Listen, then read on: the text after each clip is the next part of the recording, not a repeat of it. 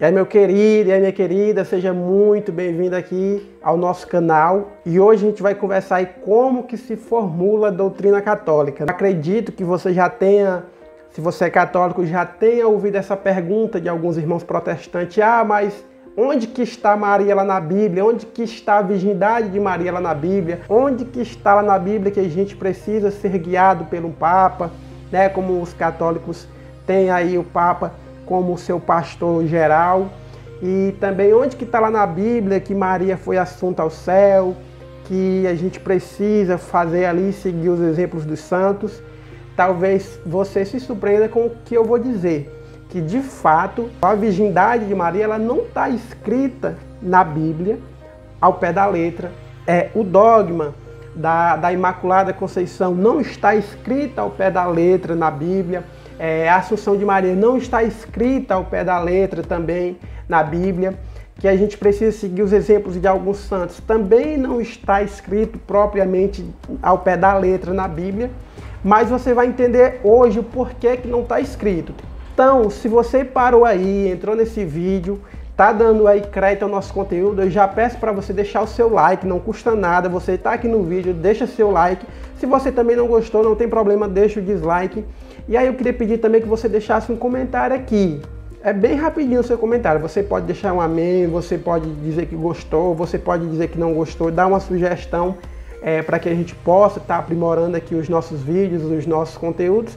E a terceira coisa é que você compartilhe com alguém que precisa aprender esse conteúdo, tá bom? Então vamos lá para o nosso vídeo. Eu já quero apresentar para vocês, eu estou aqui com a Sagrada Escritura, com a Bíblia. Essa aqui é a tradução da CNBB, tá bom? E eu estou aqui com o Catecismo da Igreja Católica. Esse aqui é o Catecismo da Igreja Católica.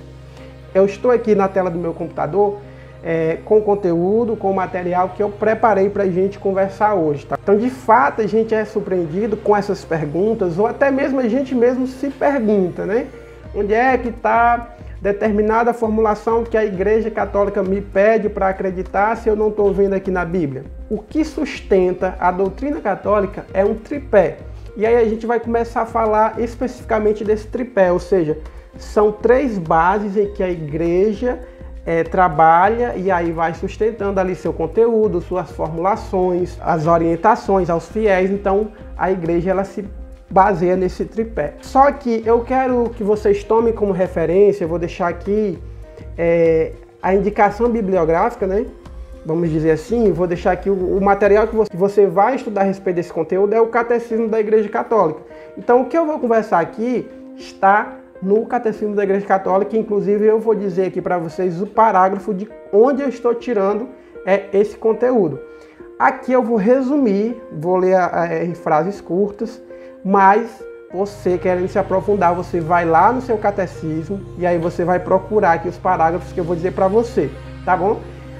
Wellington, eu não tenho, como é que eu faço? Você pode conseguir nas livrarias, você pode conseguir aí naquelas revistas, né, que vem de material de literatura católica, ou também você pode ir lá no site do Vaticano. Lá no site do Vaticano tem todos os documentos da igreja e o Catecismo da Igreja Católica faz parte deles. Para a gente poder começar a entrar no conteúdo em si, é preciso a gente entender o seguinte: quando Deus ele se revela, quando o Verbo se encarna, ele se encarna para se comunicar com o homem, com a humanidade. Então, quando Deus se comunica com a gente através da encarnação do seu Filho Jesus Cristo, né, a gente vai começar, a humanidade começa a aprender de Jesus, que vem de Deus, aquilo que o Pai quer que nós façamos. E aí, quando Jesus ele volta ao Pai, a gente precisa aprender, o homem precisa aprender como é que vai comunicar aquilo que ele ouviu e viu de Jesus posteriormente. O que o Catecismo está chamando aqui no parágrafo 74 de transmissão da revelação divina. Então o homem precisa aprender como que ele vai comunicar essa revelação divina, essa encarnação de Jesus, esse Deus que desce e se encarna. E aí esses ensinamentos, eles são recebidos primeiramente para os apóstolos, para os discípulos, para as pessoas que conviveram com Jesus, né? E aí depois, posteriormente, aqueles que viram de Jesus, que se tornaram suas testemunhas de primeira hora, como a gente chama, eles passam a outras pessoas, ou seja, eles transmitem aquilo que eles aprenderam, eles passam para outros e também vão aí constituindo pela autoridade em nome de Jesus os próximos apóstolos. Vai se criando o quê? Uma tradição. Então vai se criando uma tradição, ou seja, o conteúdo que foi aprendido de Jesus começou a ser passado de geração a geração, foi criando uma tradição. E aí a gente tem por nome de tradição apostólica. O catecismo, no parágrafo 76, ele vai dizer o seguinte, que essa tradição ela acontece de duas maneiras. Ela acontece oralmente e ela acontece por escrito. A forma oral, o catecismo diz o seguinte, pelos apóstolos que na pregação oral, ou seja, falando, por exemplos e ações, transmitiram aquelas coisas que ou receberam das palavras, da convivência e das obras de Cristo, ou aprenderam das sugestões do Espírito Santo. E como é que ela acontece por escrito? O catecismo vai dizer, como também por aqueles apóstolos e varões apostólicos que, sob inspiração do mesmo Espírito Santo, puseram por escrito a mensagem da salvação. E aí, em relação à palavra de Deus, a gente vai pegar no parágrafo 101 do Catecismo da Igreja Católica. Ele vai dizer o seguinte, na condescendência da sua bondade, Deus, para revelar-se aos homens, fala-lhes em palavras humanas. Com efeito, as palavras de Deus, expressas por línguas humanas, fizeram-se semelhantes à linguagem humana. Então, inspirado pelo Espírito Santo, os autores sagrados vão lá, escrevem a Bíblia. Posteriormente, a gente vai ter ela montadinha, bonitinha, como a gente vê hoje. Porém, a gente pensa o seguinte, e como é que eu vou saber o que a tradição me diz e como é que eu vou saber o que a Bíblia me diz? O magistério, ele é o único responsável por fazer interpretações a respeito do que diz a Sagrada Escritura, ou seja, dos textos bíblicos, e o que diz também a Sagrada Tradição. Wellington, por que só quem pode fazer essa interpretação é o magistério da igreja? Porque foi Cristo quem deu autoridade para eles. Ou seja, quando Jesus pede aos apóstolos para anunciar e confia a mensagem da salvação àqueles homens, Cristo é quem está dando uma autoridade para que eles possam transmitir.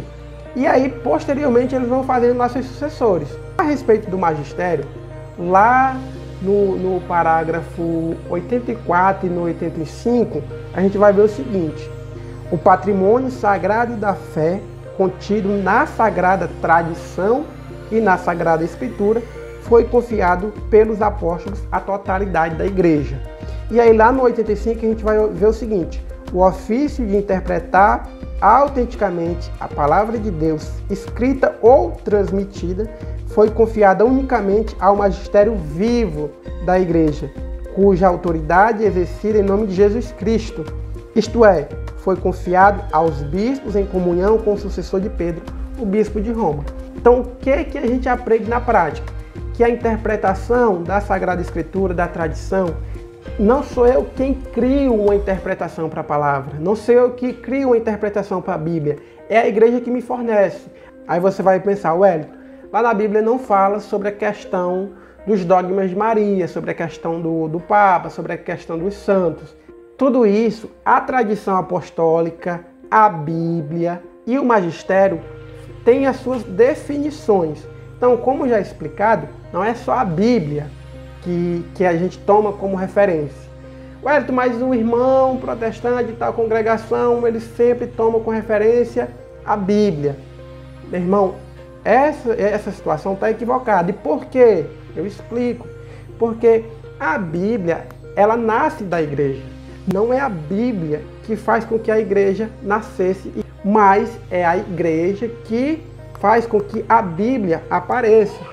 Então eu não posso, por exemplo, fundar uma congregação, ou uma igreja, uma comunidade, e chamar algumas pessoas e começar a interpretar o que está escrito aqui de qualquer maneira. Por quê? Porque eu não tenho autoridade para isso. Quem tem autoridade são aqueles que Jesus constituiu como próprios para a interpretação de sua palavra, ou seja, os sucessores dos apóstolos. Então a igreja, o tripé dela para a formulação de doutrina está aqui: tradição apostólica, Bíblia e magistério. E somente o magistério pode fazer a interpretação desse depósito da fé, que é a Sagrada Escritura, que é a tradição. Fora dessa realidade, nós estamos colocando a bel prazer, colocando a nossa interpretação naquilo que a gente não foi chamado. A gente foi chamado a anunciar o Evangelho. Nós não fomos chamados para fazer essa interpretação. Essa interpretação ela cabe ao magistério da igreja. E eu, enquanto seguidor de Cristo, eu, enquanto membro da igreja, reconheço que a igreja que me deu a Bíblia, a Sagrada Tradição, ensina a igreja, ambas elas possuem como inspiração a mesma fonte, o Espírito Santo. Meu irmão, então se você gostou desse conteúdo, desse material, queria convidar você a compartilhar, mandar para mais alguém aí. Não esqueça de deixar seu joinha, deixar seu comentário.